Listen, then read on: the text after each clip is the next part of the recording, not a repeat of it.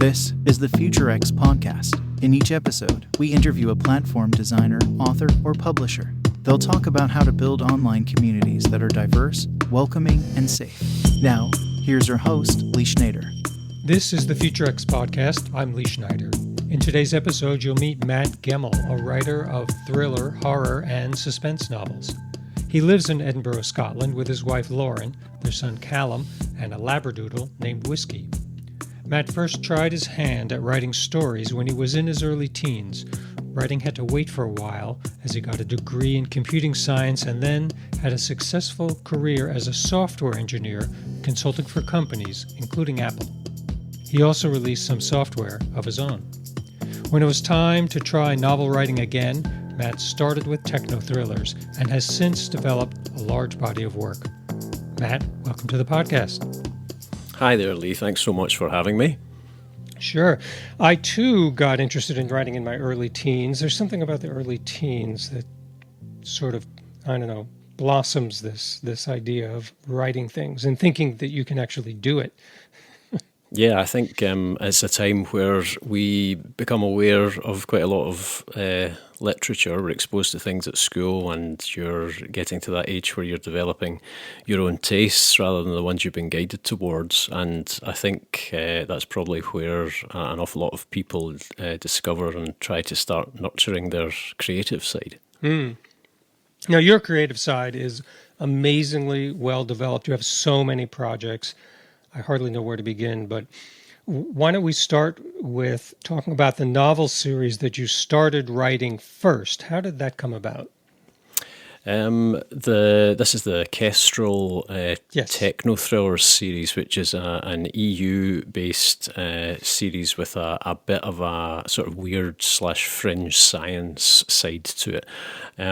I came up with the idea for what has become the first novel in the series as a standalone and much more sort of compact in scope tale than it turned out to be. And what I did in that case was I just tried to, as they say, pants it, just get started, get going, without planning up front, which turned out to, for me, be a mistake. I'm someone who definitely needs to be a planner instead of a pantser to do the full outline and do the workup. So I found myself some portion of the way through, maybe a third to a half of the way through, unsure of where I was going. I'd sort of run out of steam, and I had to rethink, and I realised, although the details are slightly hazy now because it's quite a while ago, that I could build up some scaffolding around the story to broaden the ensemble of characters and thus explore some more locations and add additional threads to the story. And as I was doing that, it was actually my wife who said, "Don't you think this is perhaps the initial entry in a series that you're writing rather than a standalone tale?" And as ever, as I'm sure you know, she was absolutely correct, and it became the series that's there today. I'm reading the first book on Apple Books, and it's available here in the U.S. on Apple Books.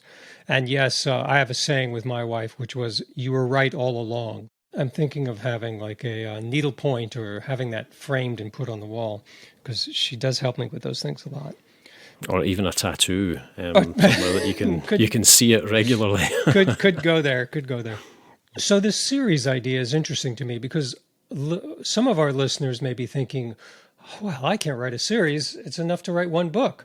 But I would say that you almost have to write a series in today's environment, whether you're self-publishing or seeking publishers to publish for you.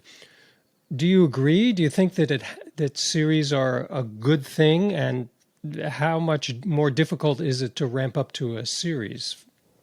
I think, you have to consider the commercial side of things if you're going to have success. That's true of anything. You don't want to force it creatively, but there is so much flexibility when writing, and editing is so much easier than writing, that you've really got a lot of scope to go either way. And I think you're absolutely right that series are what do well, for the obvious reason that you get repeat readers and you start to get into pre-orders and mailing lists and sustained interest, and you start to get fans. You give people a chance to actually get properly familiar with much larger arcs for characters. And my going back to my wife again, she's a voracious reader, reads constantly. One of these people who has a annual target for number of books read, which escalates every year and absolutely will not let a day go by, sort of thing. Like people with an Apple Watch or a fitness band, they can't have a day where they miss their steps count or whatever it is. She's like that with reading. And I think a part of her advice was not just from the content of that first book we were talking about, but also the commercial aspect to it. Series do incredibly well, and I think that someone who's considering writing one should definitely give themselves permission to do it. In terms of the second part of your question, how do you ramp up to writing a series? I think maybe thinking about it in terms of ramping up could be intimidating, and it's maybe better to consider the story as it is. What you're going to see with a series typically is you're going to have some portion of the characters and some portion of the locations and the narrative which will spread beyond a single book. And there will equally be characters and so forth that are specific to the book you're writing at the time. The biggest piece of advice, the most valuable piece of advice that I think I could give regarding series is that you should, as soon as you know you're writing a series, start keeping a Bible or a master reference for the whole series. The way I do that is I just keep character sheets and location sheets, or faces and places, a single virtual digital sheet of paper, one for each character, one for each major location, protagonist and antagonist, and I split them between the ones that are in all of the books of the series or will at least reappear in future, and the ones that are simply for a particular book. And whenever you are writing and you find yourself adding a detail, say someone gets shot in the shoulder, that's probably something that's going to come back later, there's going to be some consequences for that, you add it into the character sheet. Or if something happens in a particular location, or you flesh out how something looks where something is, you add it to the location sheet, and it will make your life so much easier in the future when you have to come back to this stuff, because it is very difficult retrospectively to search through hundreds of pages worth of text in order to extract this little detail you vaguely remember writing months or years before. And it's virtually impossible to answer the question, did I ever mention this thing I have in mind at all, if you don't have that master reference. The series Bible is really the difference between writing a new entry being a pleasure or being a horrible slog. Yes, that's so true. And I find if the work that I do anyway to build the stories could end up in other books. There's this axiom of really, you need to know a lot more about these people than you're actually putting in the book in some ways. And your idea and advice of just creating almost like a log sheet or a character sheet where it all goes in, wonderful idea, because it's very, very hard, as you say, to remember all of that stuff and remember where it goes in the sequence. So I'd say that's really good advice. Another thing that I would add is keep everything that you excise from a finished piece of writing. You know, I keep a collection of deleted scenes, and even if it's a good number of paragraphs, just extracted segments that I decide to remove in the editing, because it's surprising just how often that stuff becomes useful later, even in future books in a series. Yes, that's wonderful advice. Yeah, I have something called Orphans. That's the name of my file. Exactly. Yeah. I mean, I found that actually the antagonist, the antagonist of the second book in that series, was in fact an additional and ultimately unnecessary and of course completely different protagonist character in the initial draft of the first book, and I was able to reuse portions of the background in order to create that new sort of alternate reality version of the character from the reader's perspective for the first time in the second book, because I had that policy of never throwing anything away. Interesting. Let's switch gears a little bit and talk about short online works. And the reason I want to talk about this, by the way, is because I think it's an excellent vehicle for drawing people into one's writing, and an online vehicle. And since this podcast is about building online communities, this is something that I think is really useful for folks to hear. You publish a newsletter, and in it, one can access some short stories. How did you decide to start writing those stories, and where did they come from your other works? How did they derive, or are they all original? Every week, every Monday morning, UK time, or wherever you might happen to be, I send out a story via email to the people subscribed to the newsletter, and it's about 1,000 to 1,500, sometimes as much as maybe 3,000 words, and I think we're up to 115 or so so far, every single week. I didn't even miss the week when my son was born. Wow. But only because I'd planned ahead and queued some up as we got near the due date. What I found right back at the beginning, when I decided I was going to have a serious crack at being a writer, is that being a writer it's a mindset as much as anything. And the question you most commonly get, or certainly one of the most common questions you get from people who don't write, is where do you get your ideas? And if you do write, you realize the answer to that question is you will never want for ideas, because there are ideas everywhere and all the time in everything. The problem is in retaining them and shaping them into something that resonates with people. So right from the beginning, I just started keeping an archive of tiny little notes in digital form, sometimes even on paper, of every single little thing that occurred to me that could in any way be part of a story, whether it was the central idea or just a scene or something about a character.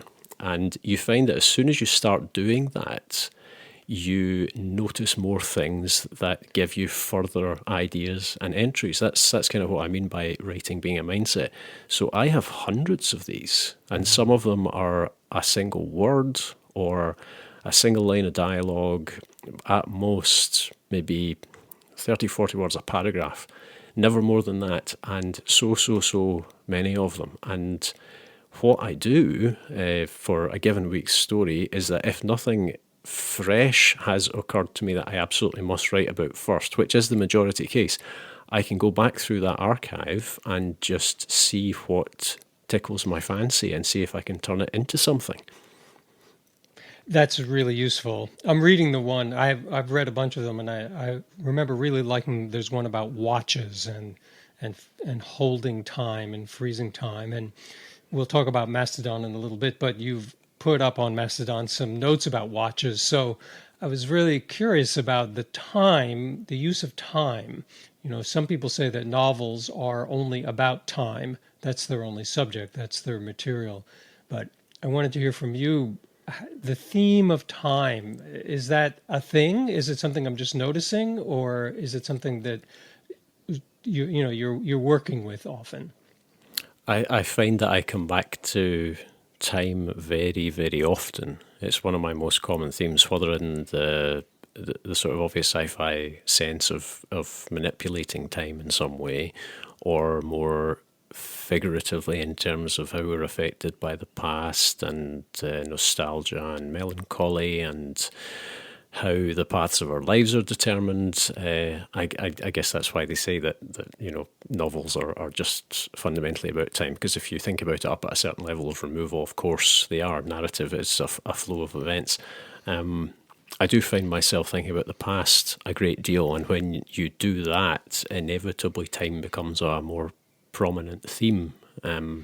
So I would say that time is probably up there with strange happenings as my two most common themes. And of course, spoiler alert, that first book we mentioned before sort of does both of those things at once. Mm-hmm. Yes, exactly. Yeah, I'm reading that now, and I was aware there's kind of a line you can draw through all of those. So it sounds like to me that the super short form, the microfiction form, more came out of just kind of a process. You had this material, you wanted to do something with it.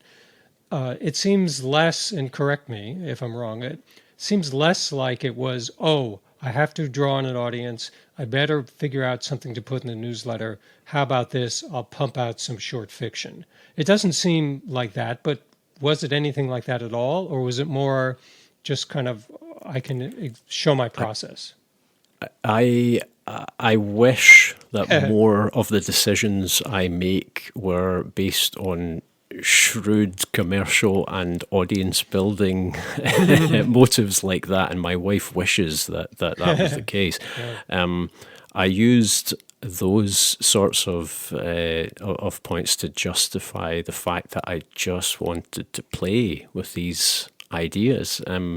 The flash fiction or microfiction format is just it's incredibly accessible. It's great for the reader because it's like one of these bite-sized candy bars. You can just sort of have it anytime without ruining your appetite for the next meal, and it doesn't take any time to consume. But for the writer, it's a wonderful indulgence because you get to play with a new set of toys for a short amount of time. It can be a fabulous thing for those of us who tend to procrastinate from working on the longer thing that they really ought to be working on at the time. But more seriously, it's an exercise, isn't it? Because you're putting constraints on yourself. You've only got, say, 1,000 words or so, and you've got the implicit constraints of within that strict sort of word count, you need to create something that is memorable and is compelling, and characters that hopefully aren't one-dimensional. So it's like a challenge, It's like working out when you're a writer, and you also get to play with genres that you maybe haven't used before, or you're not sure you can write in. And also, one of the huge benefits of the format is that you get to take some of these ideas that you've hopefully queued up or squirreled away, and you get to just see how they begin to expand when you do shine a light on them. You get to see if maybe they could become something. It becomes a sort of trial run for an idea that could maybe turn into something later. Yeah, that's wonderful. I've experimented with it a little bit, and I've read others. I'm kind of fascinated with the form. Some people putting out this kind of microfiction try to make it interlocking, make the stories tightly connected to each other. But there's a problem with that, which is someone may miss one, or your phone may mess up the delivery and you're not reading them in order. So there's a fine line. There's kind of a happy balance between either making them completely independent, each story is its own story, or they are lightly connected in a way that they may reference another story, but it doesn't ruin it if you haven't read the other story. So there's not really a question in there. It's just kind of an observation on the ways I've seen people do this. Yeah, I've seen it either way as well. For my own part, there are constraints that are a sort of fun part of the challenge in a way to flex the muscles, and there are constraints that would act would weigh me down and would stop me from maybe doing the thing so eagerly and so regularly. And so I like to keep each of these micro tales very separate, very standalone, dip in any order. The one nod to the sort of higher level perspective is that when I collect them into anthologies, obviously there has to be, it's like putting together an album, or I guess writing a screenplay. There has to be a certain flow and a certain overall a rise and a fall. There has to be a set of beats, so you can't obviously do sci-fi or similar emotional tone again. There needs to be some art and some intentionality to how they all follow each other in whatever sequence you choose, even though they're intended primarily to be consumed individually.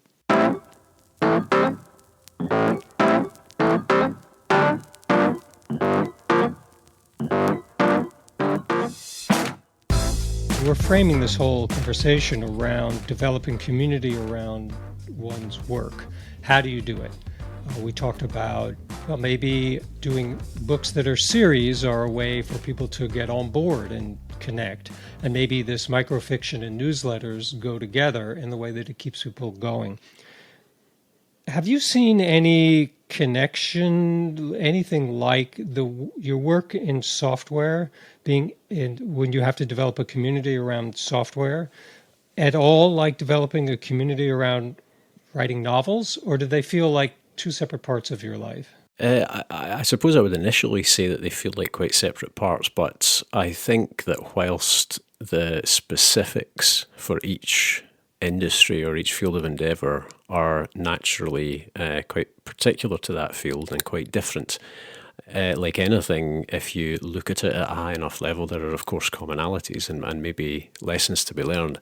I mean, when I was contributing a lot to the open source community movement, I'm not sure what we call it collectively, when I was putting out a lot of open source code, you are giving something away for free which is of value in terms of saved time, saved thought, saved effort, the contribution of functionality which will be potentially paid for, and so forth. So you're giving people something for absolutely nothing, and you have a very technical audience in a sort of work mode of thinking.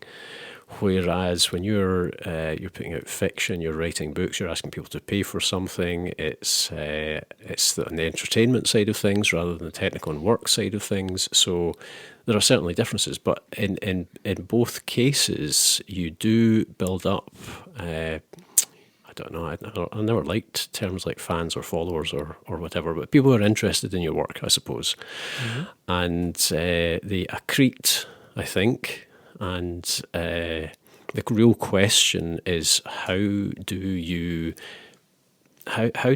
gain a presence? How do you make people aware of your work? How do you make them interested enough and engaged enough that they want to tell other people about it? And I guess that's the central question that we're talking about here. And I suppose there are sort of three answers. It's a question that I've been asked for years and years and years, because I've done any number of conferences all over the place and written articles, both my own and for various magazines, newspapers, etc., etc. I've been fortunate enough to have a decent social media following, and the question tends to be, how can I get out there? How can I get seen? How can I get my app seen? How can I get my book seen? I suppose the cop-out answer is do good work, but of course that's it's a nice thing to say to a child, but the reality is somewhat different. And over the years, after so many times when I've had to say, God, I wish I had a better answer for you, I think it comes down to two things. One, and they're both uncomfortable things, of course, because this is real life. So number one is you are going to have to get comfortable with promoting yourself, even though it can feel for many people, maybe particularly creative people, in which I absolutely include software developers. It can feel icky and like things that the other people do, however we see people as the others, those who sell rather than those who make, I guess. It can seem like something that is beneath us or unnatural for us. It can be an unnatural voice. It can feel embarrassing or exposing or whatever, but you just have to get comfortable with putting your stuff out there. Every time I have a book or even a story every week that comes out, there is a small part of me that becomes the little boy at primary school when the class all had to write a story, and I wrote a scary story, and it was the one that the teacher chose to read out for the class. And that's true, that happened. And I felt so I didn't see it as any kind of harbinger, or it spurred me on to pursue this or anything like that. I just felt really embarrassed and exposed, and I wanted to shrivel up into a ball, And you always feel that a bit. And whenever you're promoting your own stuff, it can just feel exactly like that. But the reality is that you must put yourself out there, and you need to do it repeatedly, even acknowledging that it'll annoy some people and put some people off. And some days someone might say, well, why do you keep telling me about this? But you just have to be willing to do it. So it's better to get started early on. The worst example of having to learn to do promotion is writing the worst content that a writer of fiction can have to write, which is the back cover copy. It's awful. That is the worst. It's much harder than writing trailer the book. voiceover. Oh, it's terrible. It's a horrendous thing. When I wrote the jacket copy, or the blurb, as it can be called, although sometimes the blurb refers to testimonials from other people, but the jacket copy for that first novel in the Kestrel series called Changer, it was a half-arsed attempt. It was terrible because I was probably sitting there with clenched buttocks the whole time, just horribly uncomfortable with it. And I did it as a sort of throwaway thing, and I went out to my beta readers and trusted friends, and I vividly remember this. I was standing on, it was a beautiful sunny day, I was standing in one of the railway stations on the Circumvesuviana, the railway line that goes around Mount Vesuvius in Italy, with my wife. We'd been to, I don't remember which of the sites, it wasn't Vesuvius itself that day, but I got a phone call from a friend in France, and he basically just said, the back cover copy isn't worthy of the book. And at first I was, that's a bit strident. Tell me how you really feel. But I knew he was right. That way that the defensiveness only rises up past a certain level because you know that it is completely true. So I went back to the little villa we were staying in, where there were bowls of strawberries waiting for us when we arrived. I remember that as well. And I sat out on a balcony or terrazzo, I suppose, for 3 days on and off, and wrote dozens of versions of the bloody back cover, just basically forcing myself to learn how to do this horrible alien thing, which is a whole different art, as you say, from writing the novel itself. And eventually got something pretty good, but I still look at it and find the occasional word that I would change, and it is the part I least look forward to. But yeah, you just need to get comfortable with promotion. So that's the first part of this incredibly long rambling answer. The second uncomfortable truth that is an answer to the question, how do you build a community of engaged, interested people, is that you just have to keep showing up over the long term. It's 115 weeks of stories, and it's the novels, and it's years worth of work on open source code and releasing it, and going to conferences and standing up there in front of people and talking and writing a million words on the blog and just keeping at it, chip. Mm-hmm. And it happens over, what would you say, like geological time, I suppose. Yes. The shortcuts are like the shortcut of winning the lottery. Yes, it will massively accelerate you, but you just can't count on it happening. What does work is just keeping on doing the work. So true. All so true. The other thing that I think about a lot is, what is one's online persona? And I mean that it's kind of two ways. One is, people are going to view me, they're going to have an image. So maybe we should be aware of that. Is the image a lighthearted person? Is the image a curmudgeon? Is the image, someone who only emerges from their cave to send out some epistle on Mastodon? Who are you online? And that can be another uncomfortable truth, but really worth looking at to see what kind of person people see you as and what you're putting out there. It's true. Right? Yeah. Sorry, carry on, can I? Some people are confessional. Their use of this kind of media is an endless confessional, and others are the smartest guy in the room. Like that's their persona, which is a bit obnoxious, but there's a grand history of that kind of person, like Isaac Asimov and people like that. So, but knowing, at least awareness of it, I think is a real value. I think that's absolutely true. There is no one who knows the entirety of a person, not even, and perhaps especially not the person themselves. You're also always seeing a version of someone. If you're say, doing what I used to do, releasing open source code and doing technical stuff, speaking to people about that, writing articles, then people are seeing the professional side of you, and however you spin that personality-wise. If you're writing books, it is simultaneously obscured because it's characters, but it's also more intimate because you cannot write fiction which does not contain you in some way. Mm-hmm. That's just the way that art works. I think that one of the particular trajectories of life is that when we're younger and we know a lot less about who we are unfortunately much less filtered about expressing these confused and temporary and fragmented versions of ourselves. And then as we get older and get a better understanding of who we are, we sort of simultaneously realise that we must consciously filter that in order to do whatever you want to do, to fulfill the social contract, or to expand your work, to make people like you or otherwise, to influence people. There has to be a consciousness to the shaping of how people see you. I've done a lot of those personas you talk about. My God, I've done curmudgeonly. Done that to death. It's something that goes well with the, I don't know, I suppose the culture and the accent and everything else here. It's easy to sound amusingly acerbic about stuff.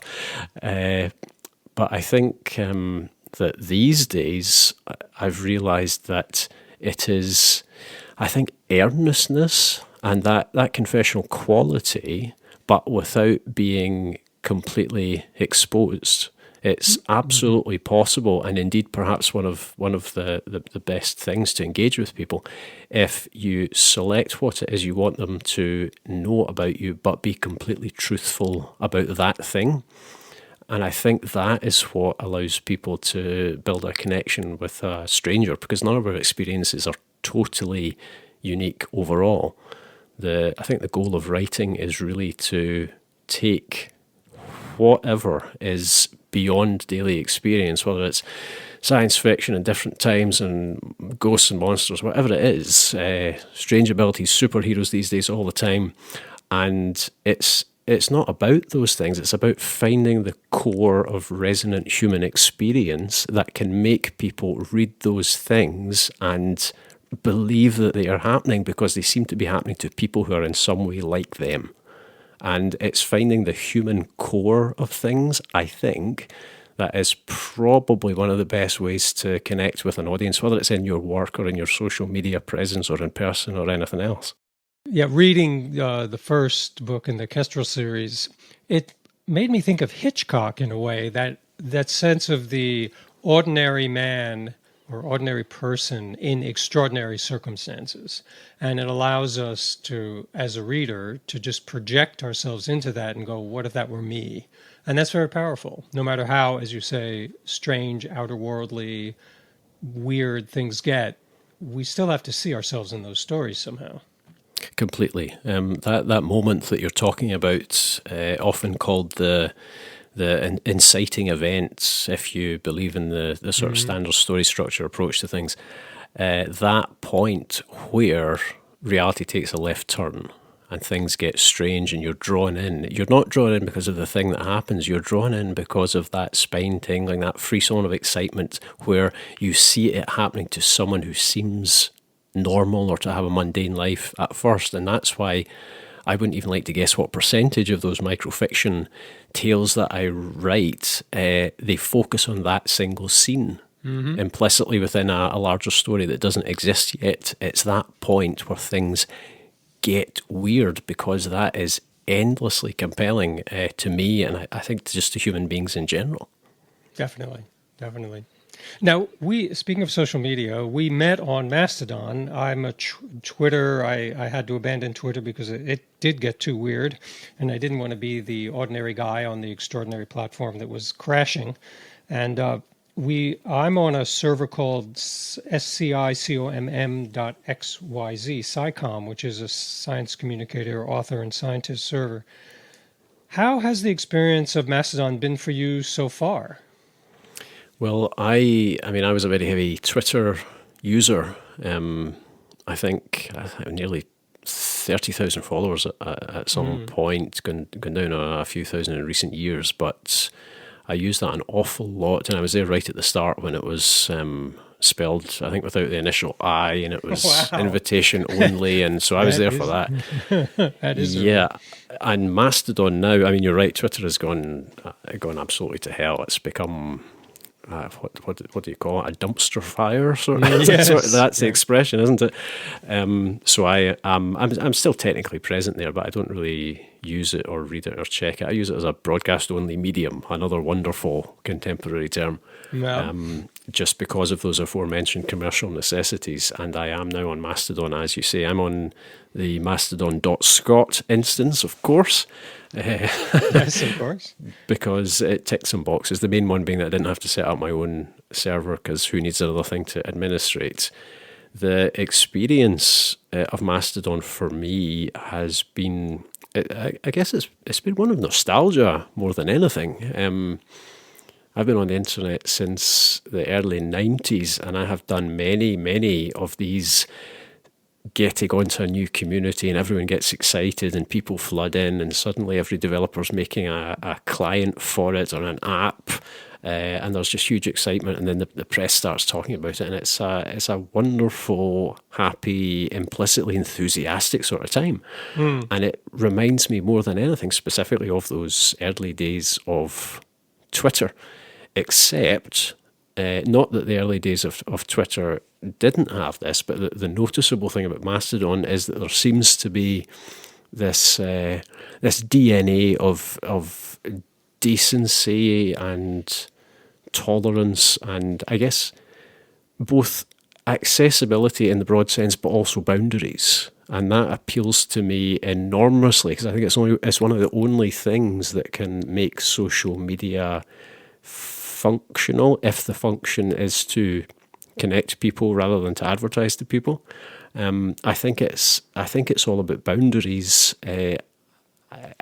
equally to inclusivity. So on the one hand, it's got they cajole you to add accessible descriptions for people with visual impairments to all images. It's a first-class feature. It's right there.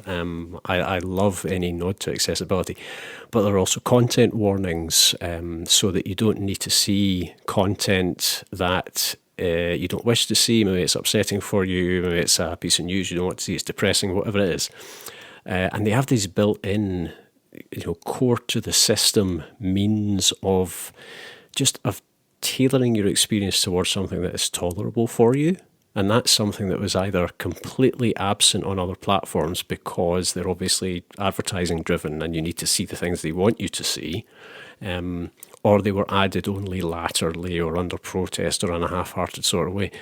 Whereas Mastodon being something that's not driven by advertising views or selling your data and isn't a single centralized place with one decision made and that's it. It's much more about giving people the view of their timeline that they wish to have. So I think that is inevitably going to make you think of the early days on a service where equally inevitably you were only seeing the timeline you wanted to see because it was just your particular people, your particular friends or colleagues or whatever that you'd invited on, and there was a much smaller world feel to it. So Mastodon right now absolutely takes me back to that time, especially with the proliferation of new apps and so on. But equally, I am more than old enough to have seen this so many different times before, and I know the trajectories it can take. But I think Mastodon's got a chance of outlasting a lot of these other things, albeit I think the furore about it at the moment will die down a bit inevitably. Musk has obviously set fire to Twitter with rocket fuel poured over the top. Yes.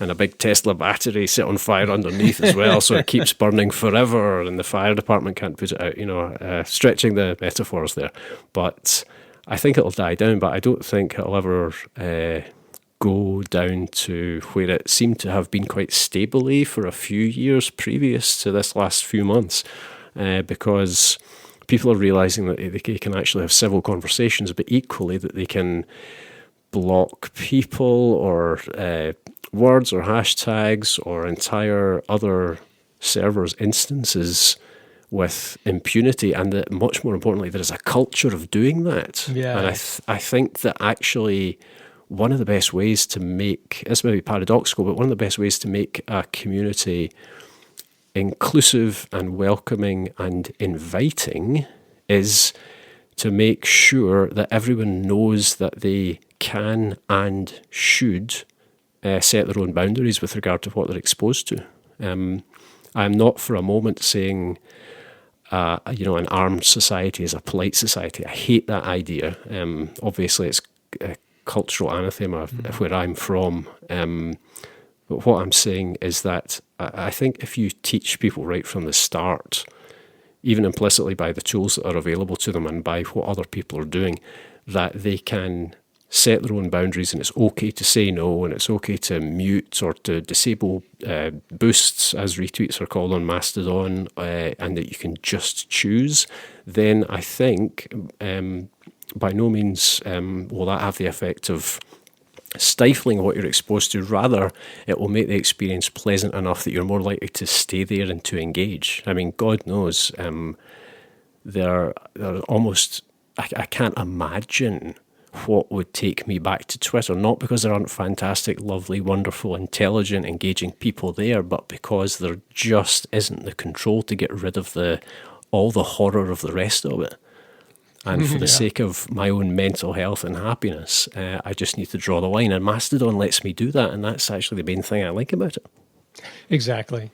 What's not there is as important as what could be there. And what's not there, these controls really help. And I hope also that it stays somewhat small, or feeling small. I think it hit 10 million users this week and seems to be on an upward path, and all that's great. But there is the opportunity to keep it a neighborhood feeling, which I really like about it. Neighborhood's the key word. I mean, one of the most annoying things about Mastodon, one of the least accessible to those who don't know what it's about features, is also one of its strengths, and that's the fact that there are all these separate servers, these instances. Yes. You don't just go to something.com and make a username. So the downside is, of course, how do you explain that to someone who's not pretty darned tech savvy? You need this weird username that's at username at server, and there's lots of strangeness, but the incredible benefit of it is that each instance or server that you're on has a local timeline. So you've got people who have already self-sorted themselves by some kind of affiliation, in most cases. If I want to read an awful lot of Scottish people complaining about something that the Conservative government in London has done, well, I just need to click local timeline on mastodon.scot. Your server, you can read people. It's science and things, isn't it? Yeah, exactly. Mine is a interesting blend of absolute hardcore real scientists and science fiction writers and authors. You've gone to that because you're attracted to that, and that's what you'd like to read, and you've got it. You don't even need to search for hashtags or keywords or anything, because people have pre-sorted themselves, and that's. I don't know why more people aren't trumpeting, groan, no pun intended, this aspect of it, because it's a wonderful way to get back that small community feel, that local neighbourhood feel, and to discover new people who are that much more likely to be the kind of people that you'd want to interact with. Yes.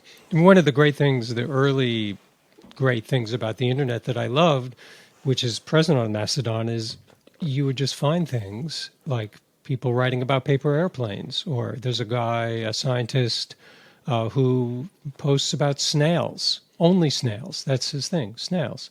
But it's great because I would never encounter that in my usual travels. So to find someone who's writing about some fantasy fiction that I'd never heard of before, or some geological strata somewhere, or doing a photograph of a certain kind of a fish, I love that, and that was one of the early pleasures of the internet, that it was like browsing the most eccentric library stacks in the world, like a library maintained by Borges or somebody, and you could just encounter anything.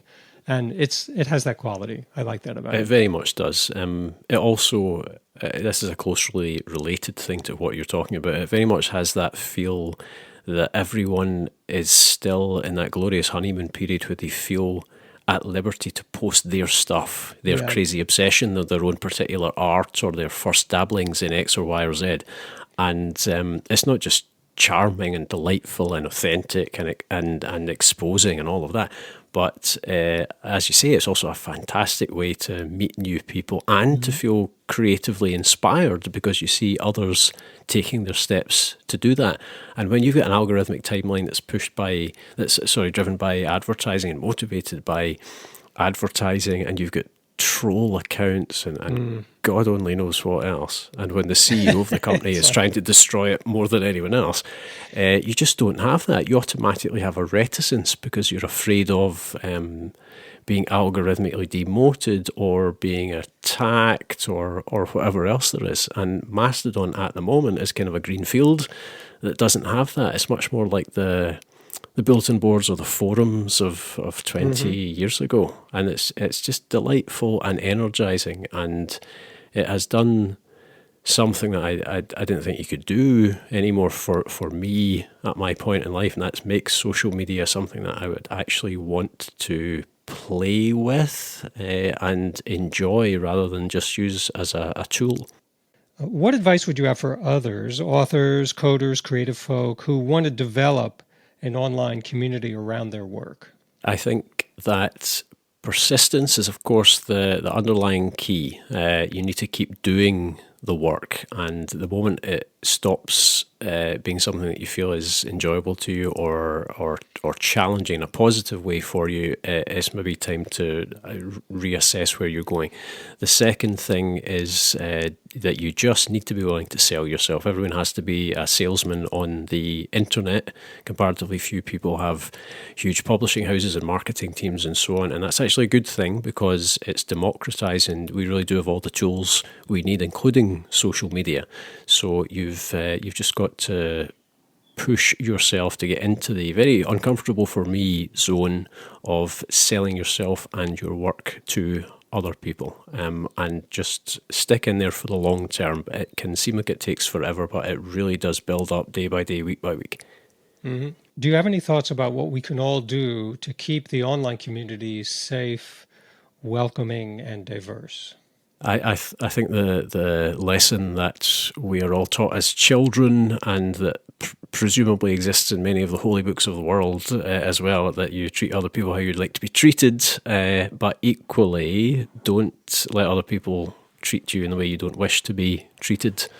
It is almost always the right choice to try and engage directly with people and authentically, but remember that you don't owe people anything, and that you don't need to engage with people who are unpleasant and detrimental to you. So I would say the best way to keep a community inviting and accessible and all that sort of thing is to set an example, but don't let yourself be taken advantage of. So Matt, where do readers find you? Where is your website, and how do we locate you online?